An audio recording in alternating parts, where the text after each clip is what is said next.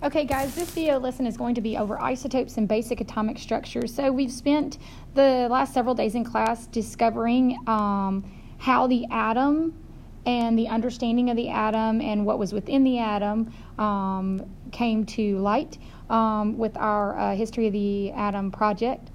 Now, we are going to be using Bohr's model of the atom as our basic model to teach from. The quantum mechanical model is your latest and greatest model, our most sophisticated model, but it is not what is typically taught from in chemistry. Bohr's model is what is used, so you will see that today. So every single atom on the periodic table has numbers associated with them. So I want to just I'll use beryllium for example. You can see you've got a number 4 here, and then you've got this decimal number, all right? The number 4 is the atomic number. This atomic number is also known as the proton count, and we have mentioned this earlier in the year. It is your number of protons that the atom has, the number of positively charged particles in the nucleus. It is also the number of electrons that an atom has, okay? So all beryllium atoms have 4 protons and 4 electrons in them. Now, this number here, this decimal, is what is known as the average atomic mass. Now, this lesson today is really going to explain why this is a decimal, why it is not a whole number. And the average atomic mass, if we did round it to the nearest whole number, would be 9. So we will talk about how the most common atom, or isotope rather, of beryllium is beryllium-9. And we'll see why that is in just a moment. So you've got your atomic mass, which is always your larger number. The atomic number, which is the basic order of the elements, 1, 2 for helium, 3, 4. So the order, there should be a 6 right here, of the elements on the table is, it gives them their listing according to their proton count or their atomic number. So we're going to talk about this average atomic mass and why it is a decimal.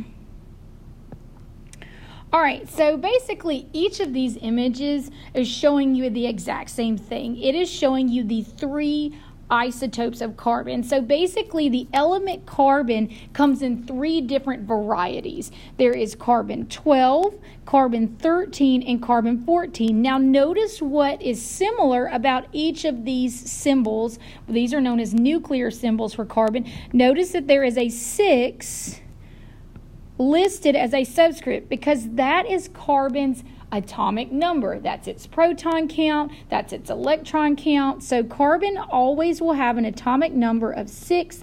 That is its order on the periodic table. That is its proton count, so the number of positive charges in the nucleus is always 6. And then the electron count in a neutral ground state carbon atom is 6.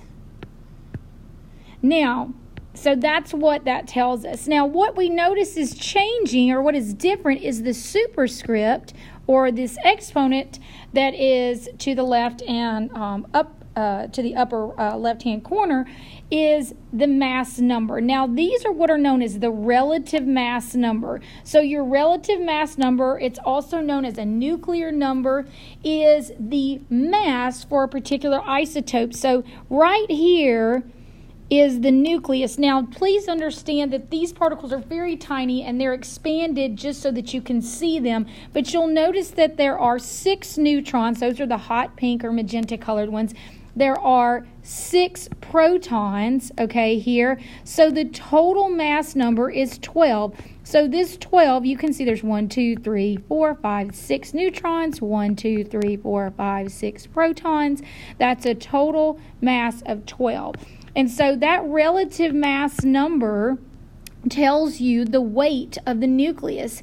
Each proton and each neutron weighs 1 atomic mass unit. So each one of these, both the protons and neutrons, totals up to give you a mass of 12 atomic mass units, okay? Now, the electrons don't have a mass. Electrons, if you recall, Robert Millikan from the oil drop experiment actually established a mass and the charge of an electron, but the mass is so negligible. It's so light that we don't even it's not even considered in the total mass of an atom. Only the protons and neutrons, all the weight and mass of the atom is within its nucleus. Now, what you notice is changing is the relative mass number. So right here, this is 13. Now, keep in mind, proton count never, ever, ever changes. It is constant and consistent for an element. So the question is, what caused this mass to change to 13 is the number of neutrons. So notice we have 7 neutrons now, which now means that 7 plus the 6 protons, 8, 9, 10, 11, 12, 13, gives us a relative mass number or a nuclear number of 13, all right? So these are the 3 isotopes of carbon. And you can see with carbon-14, proton count is still 6, as it should be. But the neutron count is actually 8 in this one. So that's 8 neutrons total plus my 6 protons. That's 14 atomic mass units. That is the nuclear number or the relative atomic mass for this isotope. So you've got carbon-12, carbon-13, carbon-14. I'm not sure. So notice how this one doesn't have a 12 next to it in this image. And that's because carbon-12 is the most common version, the most common isotope of carbon. Now, here's a reason how you can look at your periodic table and know. On the periodic table, carbon's atomic number 6. Underneath, there is an average atomic mass of 12.0108. That average comes from how many carbon-12 atoms are out there, how many carbon-16 atoms are out there, and how many carbon-14 atoms are out there. If you look at this image right here, it tells you that a carbon-12 atoms are 98.89%. That's almost 99% of the carbon atoms that exist are carbon-12. They have 6 protons, 6 neutrons, 6 electrons. Now, carbon-13 makes up around 1% of the carbon atoms out there, and you can see that the most rare, the most uncommon form of carbon isotopes is carbon-14. So this is your winner. This is the version of carbon that is the most common, and you can see that because carbon rounds to 12 as a whole number as its average mass on the periodic table, because most of the carbon atoms out there are carbon-12. So what makes isotopes or variations of the same element different? It's the neutron count.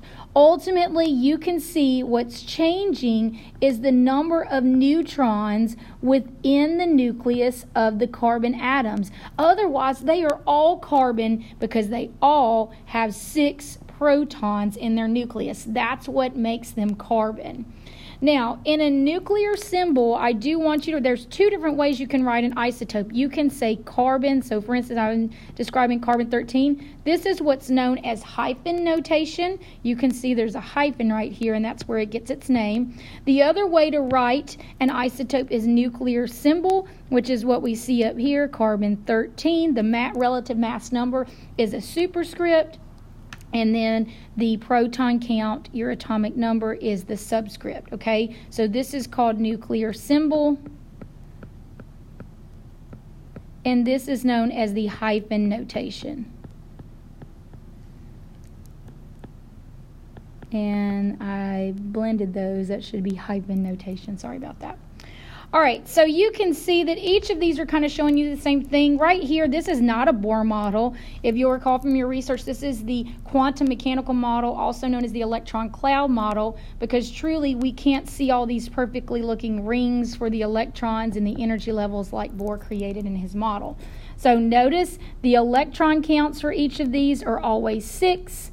Each carbon atom in its ground state comes with 6 electrons and 6 protons, but the neutron count is what makes isotopes vary, and they actually give it a different relative mass number because of it.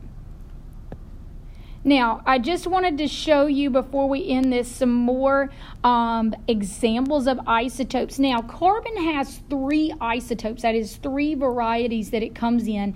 But as you can see from this chart or this table, that's not always the case. Lithium has 2 isotopes.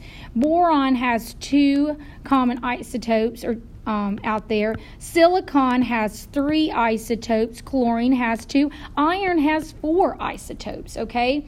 These isotopes all contribute to that that average mass number that is shared on the periodic table. So you can see lithium has an average atomic mass of 6.941.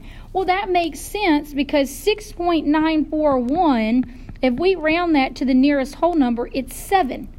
And you can see that lithium 7 is the one that is the most common, okay? So if I look at boron on the periodic table, boron has an average atomic mass of 10.811, which rounds to 11. So that means boron 11 has to be the one that is in the greater percent abundance, or the most common version, okay? So every single one, so I don't even, sulfur's not even listed over here, okay? But I can just look on the periodic table and see that sulfur's average atomic mass of 32.066 would round to just 32 as a whole number. So that means that sulfur 32 is presumed to be the isotope for sulfur that's in the greatest percent abundance, because the average rounds to it as a whole number. So each one of these, when you look at each one of the irons right here, which one's in the greatest percent abundance? 56. So that means when we look over here and we look up iron, that its average atomic mass, and sure enough, is 55.845. That would round, the 8 rounds up the 5, that would round that to 56 as a whole number. And you can see clearly that that is the one, that doesn't work, that is the one in the greatest percent abundance, that it makes up most of the percentage of iron atoms that exist. So, isotopes are just different varieties of the same element. The proton count is identical for each one of these. So these are all lithium. So that means that lithium has 3 protons. So this has 3 protons. This has 3 protons. The difference is the neutron count. The neutron count makes up the other half of my mass. So if this is 6, that means my neutron count has to be 3. But in lithium 7, the neutron count would be 4. So there's a basic equation for this, that mass number, your relative mass number, is always equal to your protons plus your neutrons. So if you want to know, if you rearrange this equation, if I want to know the neutron count, because the proton count will always be known because that's your atomic number. To know neutron count, you just say the mass number minus your atomic number or your proton count, okay? So the proton count, which is your atomic number, that will tell you your neutron count. So one more, for example, would be, let's look at silicon 29. Silicon 29 is not your most common. You can see that silicon 28 would be the most common one. But silicon 29, this is my mass number, is 29. Silicon has a proton count or atomic number of 14. So 29, my number of neutrons would be my mass number, my relative mass number, minus my atomic number or my proton count for silicon, which is 14. And that would give me a total of 15 neutrons. So that would be the number of neutrons. We will practice more with this in upcoming days this week as we look at atomic structure and isotopes.